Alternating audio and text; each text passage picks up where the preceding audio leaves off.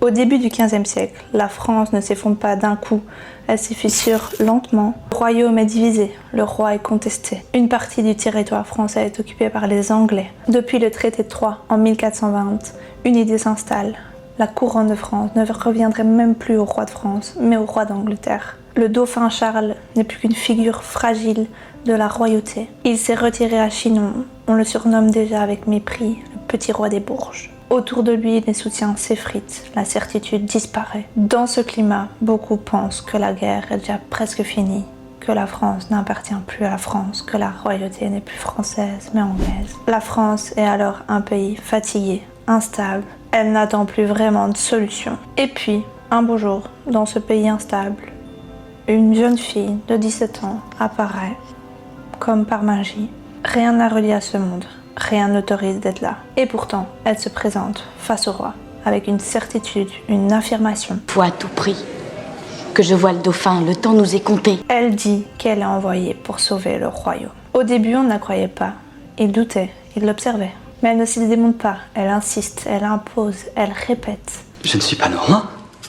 Vous n'êtes pas encore, mais vous le serez bientôt. Et quelques mois plus tard, on la retrouve à Orléans, où les guerriers sont désespérés, où tout semblait bloqué. Elle ne transforme pas seulement une bataille, elle transforme une énergie. Elle booste les guerriers. Les soldats commencent à relever la tête. Et dans cette lignée, elle arrive à remonter le roi à son royaume. Comme une adolescente, sans place, sans pouvoir, peut autant marquer une population, une histoire. Comme une trajectoire aussi fulgurante peut-être possible.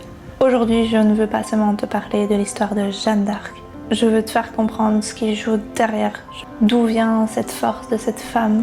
Comment une conviction peut devenir une décision puis une action? Et surtout, comment on peut interpréter ça aujourd'hui? Comment on peut comprendre son histoire aujourd'hui? Est-ce que c'est une foi divine ou est-ce que c'est une foi intérieure? Et pourquoi des siècles plus tard, son histoire nous marque encore autant?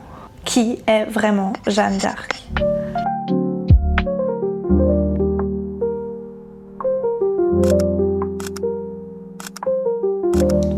Au début du XVe siècle, bien avant la naissance de Jeanne, Domrémy n'était pas un simple village paisible, calme et tranquille. C'était un lieu de passage, presque une ligne de fracture entre des parties de la France, un territoire frontalier au croisement de plusieurs influences ou de plusieurs pouvoirs, un lieu de tiraillement. Le village se situe à la limite de 3 espaces, la Champagne, la Lorraine, le Barrois. Dit comme ça semble un peu abstrait, sans sens. Mais pour les habitants, ça a de nombreuses conséquences. Le fait d'être entre 3 territoires distincts, cela mène à des conflits, des tiraillements, des zones dépendantes d'autorités différentes, de pensées différentes. D'un côté, il y a le Barrois. Là, le duc de Bar est au pouvoir et le seigneur des lieux. Certaines terres de Domrémy appartiennent à ce duc, mais ce duc doit rendre hommage au roi de France, donc il n'a pas totalement pouvoir sur ces terres. Les villageois vivant dans ces terres sont en même temps sous le règne de ce duc et en même temps indépendants. Ils gardent donc une certaine autonomie. Ils ne sont pas totalement soumis au seigneur, à leur seigneur. En Champagne, les terres sont soumises au règne du roi de France. Donc à ce moment-là, c'est plus simple, c'est cadré. Tout le monde doit obéir aux conditions du roi. C'est plus strict par contre, il n'y a pas d'autonomie, ils ne sont pas un peu indépendants, ils sont soumis aux règles du roi. Et puis, il y a la partie de la Lorraine qui fonctionne encore totalement différemment. Là, elle est liée au Saint-Empire romain germanique et non au royaume de France. Et donc, en quelques kilomètres, on change complètement de pouvoir, de politique. Au-dessus de ça, au-dessus de tout ce qui est territoire et domination, il y a la religion. Et là, en plus, il y a encore un conflit entre guillemets. Le village dépend du diocèse de Toul. Lui-même est rattaché à l'Empire romain germanique, donc n'est pas soumis au royaume de France. Et donc pour la vie religieuse, les villageois ne sont même pas soumis au royaume de France, ils ont d'autres façons de pensée religieuse. Tout ce que je viens d'expliquer, c'est que du coup, dans un même territoire, dans une même zone, à Domrémy, on n'a pas la même façon de penser, on n'est pas soumis aux mêmes règles, on n'a pas le même dirigeant. Ce morcellement se manifeste aussi dans la vie quotidienne. Il n'y a pas de règles solides, de protection solide, pas de repères pour les villageois solides. En plus de ça, il y a la guerre de 100 ans qui est là, qui amplifie le problème. La guerre de 100 ans ne se fait pas juste entre des rois et des champs de bataille, elle se fait aussi dans les villages, elle impacte les villageois. Elle dure depuis plusieurs générations. Il y a eu des vagues de conflits, de trêves, de reprises. Et depuis 1420, le traité de Troyes a écarté le dauphin Charles de sa royauté française. Pour les habitants de la campagne de Domrémy, la guerre n'est pas une bataille ou des vagues, elle arrive de manière soudaine, inattendue, dans leur village. Ce n'est pas toujours des grandes batailles, c'est des passages répétés de guerriers dans leur village. Ils s'arrêtent, ils prennent ce qu'ils ont besoin, et puis ils les réservent. Ils brûlent parfois leur maison, leur récolte. Et ces mouvements se répètent encore et ça procure un stress permanent pour les villageois. Avec le temps, les habitants apprennent à vivre, à se munir face à ça. Ils cachent leurs réserves, ils se protègent. Et c'est dans cet environnement que naît Jeanne, probablement en 1412. On n'a pas une date exacte avec certitude, car à cette époque, aucun registre national n'était tenu dans les villages. La date a été reconstituée par rapport aux écrits du procès de Jeanne d'Arc et ses retours approximatifs qu'elle a pu décrire. On sait surtout qu'elle était très jeune quand elle est rentrée dans l'histoire de la France et surtout qu'on l'appelait la pucelle, qui désignait à l'époque une jeune fille, une adolescente. Elle grandit dans une famille qui vivait à côté de l'église de son village. Pour l'époque, ce n'était pas une anecdote, l'église était le cœur du village. On vivait au rythme des offices, des fêtes religieuses, de la cloche de l'église qui sonnait les heures. Ça déterminait le cours de la journée. Les jours étaient déterminés par la prière, les grandes célébrations religieuses. La foi à l'époque n'était pas quelque chose de personnel, mais une foi collective, une manière d'habiter le monde. Sa famille appartenait à une paysannerie relativement stable. Son père, Jacques d'Arc, est propriétaire de nombreuses terres. Il était laboureur, ce qui lui donnait une certaine sécurité, un certain cadre un peu plus riche dans ce village. Il jouait un rôle dans la communauté religieuse. Il participait aux nombreux offices, à la gestion du village également, aux questions d'impôts, aux décisions locales. Il avait un certain poids, un certain pouvoir. Sa mère, Isabelle Romée, est profondément croyante. Elle transmet à ses enfants la foi, les rythmes de la religion, la prière. Jeanne grandit avec ses frères et sœurs dans une maison où le travail rythme les journées, où l'on commence la journée tôt, on travaille toute la journée, on s'occupe des champs, des animaux, on fait de la couture. Il n'y a donc pas de temps vide dans leur quotidien. Elle ne savait pas lire, elle ne savait pas écrire. À l'époque, on n'apprenait pas à lire et écrire, les enfants n'allaient pas à l'école. Donc les apprentissages se faisaient par des gestes répétés du quotidien, par leur propre expérience. Il y a aussi une certaine notion de collectivité dans les villages. C'est des lieux assez petits où tout le monde se connaît, tout le monde s'entraide, les fêtes sont collectives, on travaille ensemble.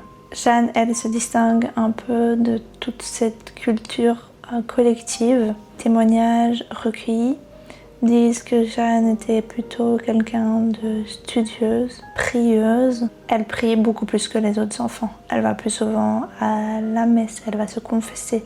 Mais c'est le pardon de Jésus que je viens demander. Jeanne, s'il fallait qu'on lui demande pardon à chaque fois, on passerait toute sa vie à l'église. Ce serait mal? Non, mais... Elle prend la religion au sérieux.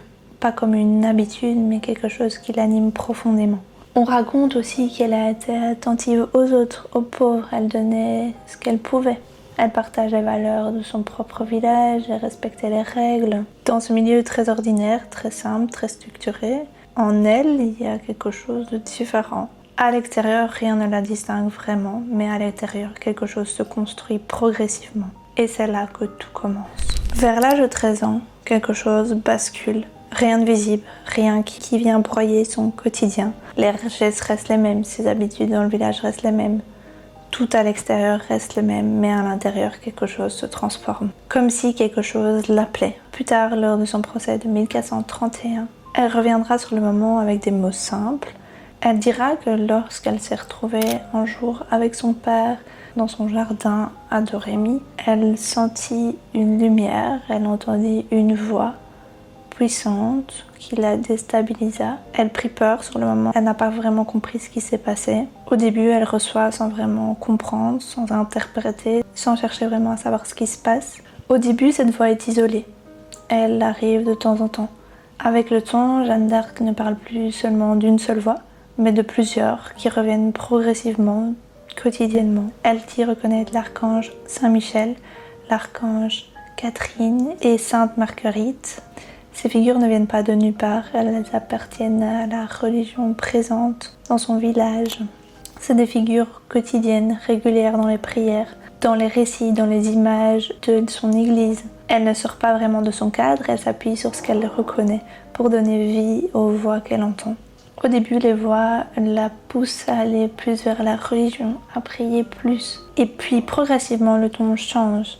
Elles sont de plus en plus présentes, de plus en plus invasives. Elles deviennent un ordre d'appel. Elle lui parle du dauphin. Elle lui parle d'Orléans, une ville qu'elle ne connaît pas, qu'elle n'a jamais entendu parler. Elle lui parle également du conflit avec les Anglais. Les voix lui demandent de partir, d'aller aider, de sauver cette guerre. Et c'est là que ça commence à être compliqué pour elle. Les voix lui demandent d'aller vers la guerre, d'aller vers des choses qu'elle ne connaît pas. Elle n'a pas d'éducation militaire, elle n'a pas de pouvoir. Elle n'a pas non plus d'expérience face au monde extérieur. Elle ne connaît que son village. Elle ne répond pas directement à l'appel, elle ne va pas directement voir le futur roi, le dauphin Charles. Elle essaye de résister, de lutter contre ça. Elle se pose des questions. Elle dira par la suite dans son procès qu'elle a tout fait pour résister, qu'elle ne comprenait pas vraiment comment cela pouvait être possible. Et pendant toute cette période, elle s'isole de plus en plus, elle se prie de plus en plus, elle se recueille de plus en plus. Elle commence progressivement à s'éloigner du chemin qu'une jeune femme devrait avoir à cette époque. Ce n'est plus des petites voix qui sont dans sa tête à certains moments de la journée. Ça conditionne sa vie, son quotidien, ses décisions. À son époque, les voix ne sont pas perçues comme quelque chose d'impossible, d'illogique. La question n'était pas de savoir si les voix pouvaient exister, c'était de savoir si les voix venaient vraiment de Dieu ou plutôt du diable. Mais pour Jeanne, il n'y a pas d'hésitation. Pour elle, ça s'impose, ces voix sont là, elle y croit, c'est comme ça. Et à un moment donné, elle arrête de résister. En 1429, cette voix intime devient un mouvement concret. Elle quitte Domrémy. Son objectif est clair, c'est de rejoindre Vaucouleurs. À Vaucouleurs, à cette époque, c'est une place qui est fortement restée fidèle au dauphin Charles. Ce n'est pas un centre de pouvoir, mais c'est un passage stratégique. Et surtout, c'est là que se trouve Robert de Baudricourt, le capitaine de ces lieux. Un homme de guerre habitué au conflit, aux décisions importantes, et surtout pas quelqu'un qu'on impressionne rapidement. Jeanne arrive devant lui, une adolescente sans pouvoir, sans force, qui vient d'un petit village. Elle lui dit ce qu'elle a à dire, ce que les voix lui disent. Elle lui dit qu'elle doit voir le dauphin. Elle parle avec certitude, avec prestance. Elle a une mission concrète à appliquer. Baudricourt ne la croit pas, bien entendu. Dans le contexte de l'époque, son discours ne tient pas. Une jeune fille venue de nulle part, d'un village, qui prétend avoir quelque chose à dire au roi, à sauver la guerre, avec aucune expérience militaire. Selon certains témoignages, il conseille même à son entourage de la renvoyer chez ses parents. Jeanne, à ce moment-là, donc repart chez elle, mais elle revient quelques temps plus tard. Elle s'exprime, elle répète la même chose, elle essaye de s'imposer. Les habitants l'écoutent, certains la soutiennent, d'autres ne la croient pas. Il y a quand même à cette époque-là une forme d'attente, de croyance, d'envie que ça change. En février 1429, elle annonce la défaite pour les Français à la bataille des Harengs, à Orléans. Elle annonce ça avant que l'annonce officielle soit arrivée. Lorsque l'annonce officielle arrive, son discours prend une autre forme. Tout le monde commence à la croire. Même Baudricourt commence à la croire. Ce n'est plus une conviction personnelle, c'est quelque chose qui commence à prendre forme, à avoir des preuves. Baudricourt finalement accepte de la mener jusqu'au dauphin Charles. Avant de partir, Jeanne opère un changement physique drastique. Elle se coupe les cheveux. Elle commence à porter des vêtements d'homme. Plus adaptés au voyage, plus adaptés à la guerre. Ce n'est pas un choix anodin. Pour l'époque, c'est vraiment quelque chose d'exceptionnel de porter des habits d'homme pour une femme. Ça n'arrive jamais. Ils atteignent donc Chinon. Et là, Jeanne doit encore attendre. On enquête sur elle. On essaye de chercher si elle a une menace. Elle représente toujours un danger pour la royauté. Finalement, elle peut rencontrer le dauphin Charles. Contrairement à de nombreuses représentations, ça ne se déroule pas dans un contexte très folklorique avec une mise en scène. C'est plutôt très simple. Jeanne entre, voit le futur roi Charles. Elle lui parle simplement. Elle lui expose ce qu'elle entend, les voix, de manière simple, distincte. Et parfois, dans une période d'incertitude, de manque, de clarté, une voix, une personne peut tout changer. Elle prend sa place. Elle dirige une armée. À partir du moment où Jeanne arrive à Orléans, ce n'est plus dans une promesse, une illusion, des voix. Elle est dans le concret. On est à la fin du mois d'avril 1429. La ville est assiégée depuis 1428. Orléans est entourée. Depuis des mois, les Anglais ont encerclé Orléans en installant une série de fortifications qu'on appelle les bastilles. La ville tient encore, mais difficilement. Les vivres sont de moins en moins présentes. L'énergie est de moins en moins là. Et surtout, le moral des troupes est atteint. Ça fait des années que les défaites s'accumulent. Et donc, le moral est au plus bas. Ils pensent tous que la chute va arriver. Jeanne arrive en avril 1429. Elle porte une armure. Elle tient à la main un drapeau blanc. Plusieurs témoins racontent que les habitants se regroupent pour la voir arriver, que sa présence attire. Elle n'a encore rien prouvé, mais elle incarne déjà quelque chose de différent. Elle n'est pas un chef de guerre expérimenté, et pourtant elle capte les regards. Très vite, elle refuse de rester en retrait. Elle veut aller en avant, elle veut combattre. Les chefs de guerre comme Jean de Dunois avancent prudemment, prennent le temps d'analyser, de repérer les lieux. Ils connaissent très bien les risques de la guerre et ils savent surtout qu'une erreur peut coûter très cher. Jeanne ne comprend pas du tout cette attente, elle ne comprend pas cette passivité. Elle veut attaquer, elle veut avancer. Qu'est-ce qu'elle fait? D'autres pour le vide! Mais il est fermé le pont-levis! Plus pour longtemps! Dans ces paroles qu'elle rapporte, elle insiste, il faut agir, il faut avancer, il faut attaquer. Elle ne parle pas en termes de stratégie concrète, en termes de structure. Elle parle avec conviction, simplicité et de manière directe. Elle passe du temps avec les soldats. Elle ne reste pas à distance d'eux. Elle apprend à les connaître. Elle leur dit que Dieu est avec eux, qu'ils peuvent réussir, que la victoire peut être là. Elle leur redonne du courage. Elle impose aussi un certain cadre. Elle leur demande de plus prier, de se tourner vers Dieu, d'éviter les grossièretés. Elle impose aussi certaines règles, de modifier certaines habitudes du camp. En mai 1429, les combats reprennent. Une première attaque est lancée contre la Bastille de Saint-Loup. Les Français prennent position. C'est une victoire très importante car elle montre que l'armée française peut encore avancer. Le lendemain, le 5 mai, le jour de l'Ascension, Jeanne insiste pour ne pas combattre. Elle reste fidèle à ses convictions religieuses et aux obligations religieuses, même en temps de guerre. Le 6 mai, les attaques reprennent, les assauts sont relancés. Les positions anglaises sont progressivement prises.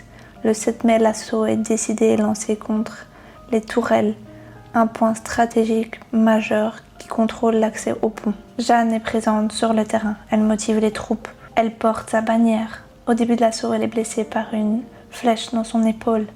Elle doit arrêter le combat. Certains pensent que l'élan va retomber, mais l'après-midi, elle revient, elle est déjà là pour combattre. Et ce moment est raconté dans plusieurs témoignages comme quelque chose qui motive les troupes, motive les soldats. Elle reprend sa place, elle se tient là, elle reprend l'assaut. En fin de journée, les tourelles tombent.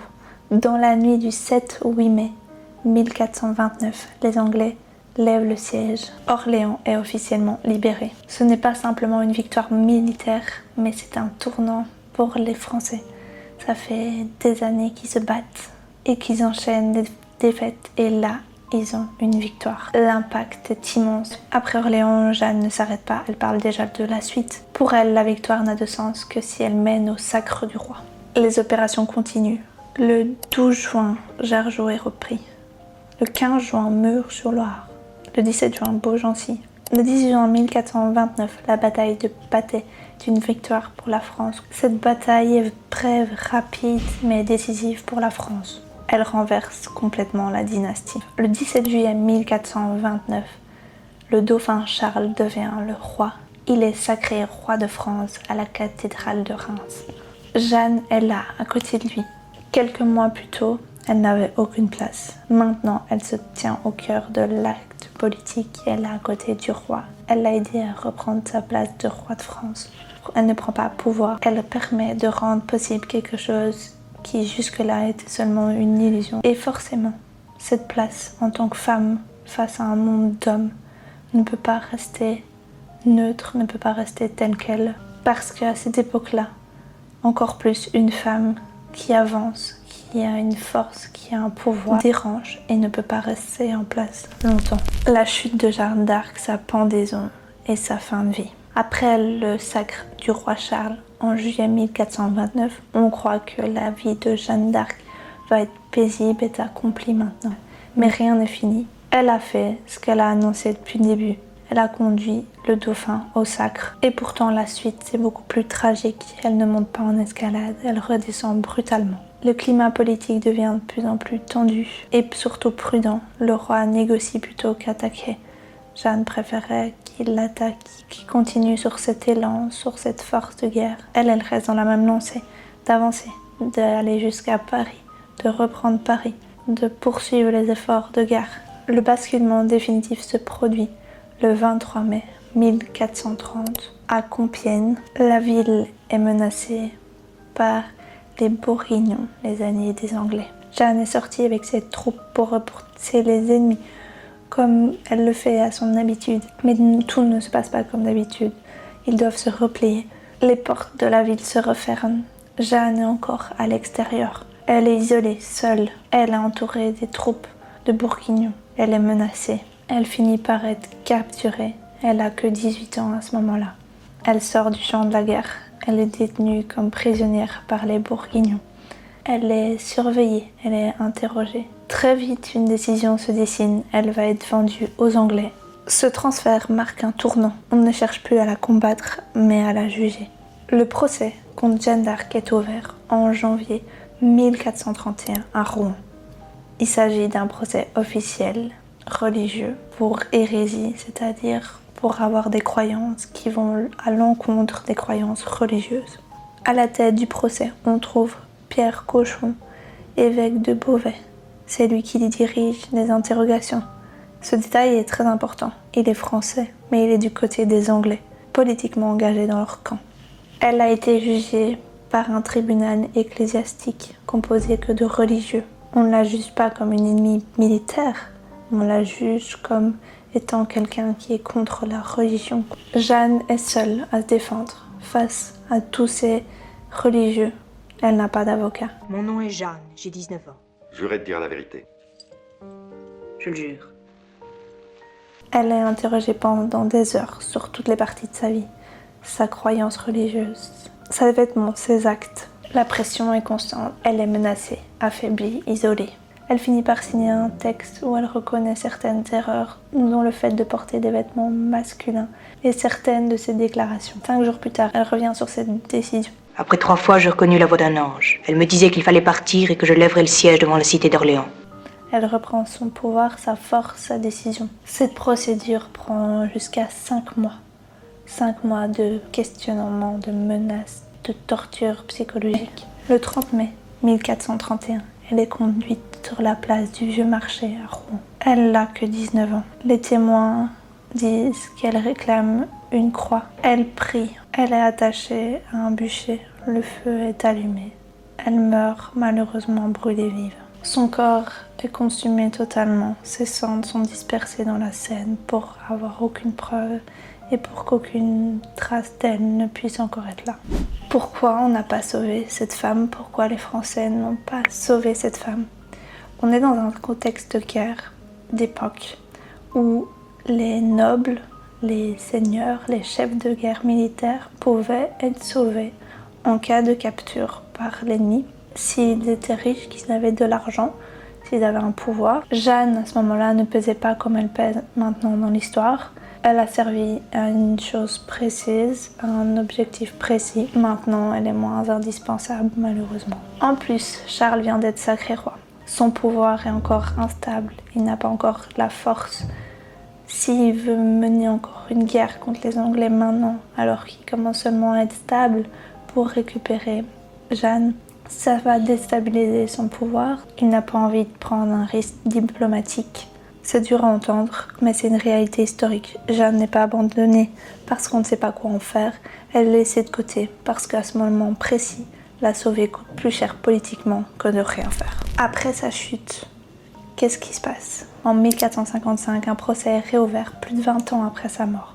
Pas pour la rejuger à nouveau, mais pour analyser ce qui s'est passé. On appelle des soldats, des témoins, une dizaine de témoins, des religieux, des habitants de son village natal. On revient sur les faits, sur les conditions du procès, de la pression. Ce qui ressort comme conclusion, c'est que le premier procès était biaisé.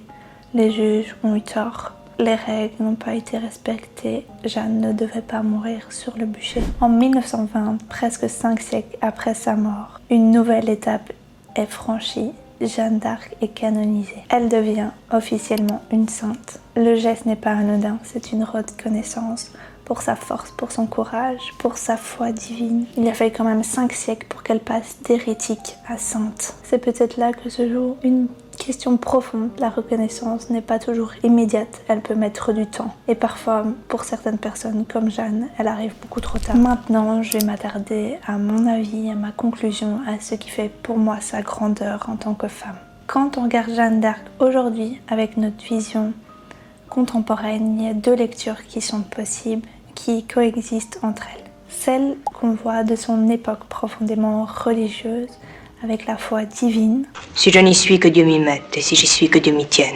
Celle qu'on voit de notre époque, plus scientifique, plus moderne, plus rationnelle. À l'époque de Jeanne, au XVe siècle, la question n'était pas de savoir si elle entendait des voix, c'était de savoir si cette voix était de Dieu ou du diable. Dans une société où la religion structurait tout, l'entendre des voix, avoir la voix de Dieu était normale, était courante. Aujourd'hui, on a un regard différent.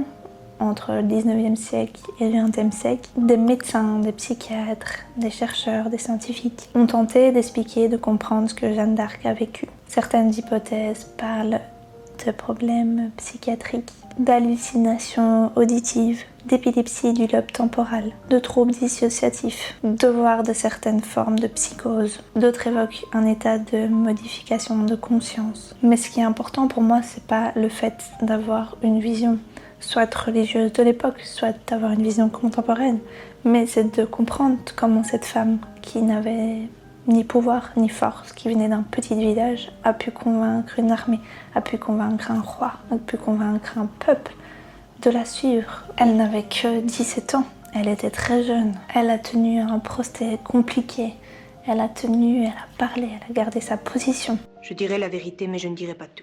Jeanne d'Arc n'est pas une guerrière classique, elle ne sort pas d'un milieu d'armes, elle n'a pas été formée à la guerre. Ce n'est pas non plus une héroïne parfaite, elle doute, elle a des peurs, elle hésite, mais elle a un fil très clair, elle sait où elle veut aller, elle est déterminée. Et elle écoute surtout ce qu'elle ressent, ce qu'elle pense, ce qu'elle a en elle. Elle agit sans validation. Elle continue sur sa lancée. Elle prend surtout une place interdite, une place d'homme. Une femme à l'époque ne parle pas à un roi, ne s'impose pas, ne pousse pas, ne s'habille pas comme un homme. Elle garde sa place, elle travaille avec son mari, travaille dans les champs. La vraie question est de savoir qu'est-ce qu'on fait quand on a une intuition, une force en nous qui nous pousse à nous dire que l'on n'est pas dans notre bon environnement, qu'on doit changer d'endroit. Jeanne, sur ce point, nous donne une réponse très claire. Il faut avancer et croire en nous. Si cette histoire t'a plu, ici je te parle des histoires des femmes, de leur force. J'essaye de transmettre toutes les informations de manière claire. Alors abonne-toi dès maintenant et je te dis à bientôt pour une nouvelle histoire. Bisous!